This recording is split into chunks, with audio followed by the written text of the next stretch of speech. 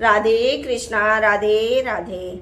सभी भक्त प्रेमियों से मेरा अनुरोध है, चैनल को सपोर्ट करें, लाइक करें, कमेंट करें, ज़्यादा से ज़्यादा शेयर करें और मुझे कमेंट में ज़रूर बताएं आप सभी को मेरा भजन कैसा लगा। तो आइए ज़्यादा देर ना करते हुए कान्हा जी का एक प्यारा सा भजन सुनते हैं। श्याम ऐसी बजाई मुरली